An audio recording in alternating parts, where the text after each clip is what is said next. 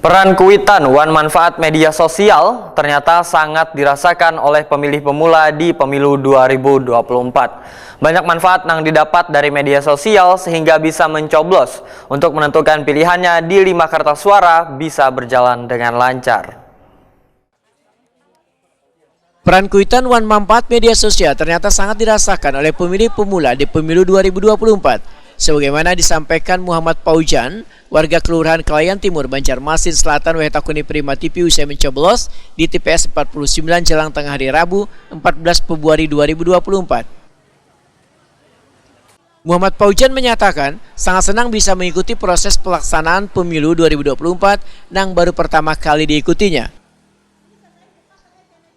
Muhammad Paujan memadakan pembelajaran mencoblos di 5 kertas suara di pemilu ini didapatkannya dari kuitannya. Muhammad Paujan berharap mereka yang dipilihnya nanti bisa menjalankan amanah Wan lebih baik. Ini berapa kali deh 4 pemilu ini? Baru pertama kali ini. Nah, baru pertama kali kayak apa Jan? Berarti kamu perasaan ini Jan? Senang, terharu. Terharu lah, kenapa? Bisa kamu senangnya ini kenapa Jan? Karena alhamdulillah bisa ikut pemilu dalam jadikan pemimpin yang lebih baik. Jan, siapa yang melajari Jan untuk kamu memahami mencoblosnya tuh Jan? Dari orang tua. Dari kuitan lah. Iya. Oh, ya. Harapannya ke depan kayak apa Jan untuk pemilu ini Jan? Semoga pemimpin yang akan datang lebih baik lagi. Siap.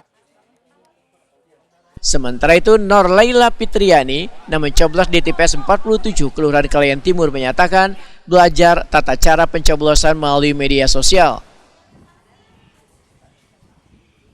Menurut mahasiswi semester 4 UIN Antasari Banjarmasin ini, banyak manfaat yang didapat dari media sosial hingga bisa mencoblos untuk menentukan pilihannya di 5 kertas suara bisa berjalan lancar.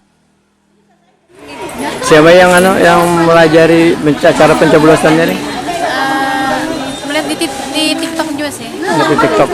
Ada kesulitan nggak? Ada Pak. Alhamdulillah lah. Oh iya. Kayak beri harapan di kamu ke depannya. Semoga yang terpilih ini bisa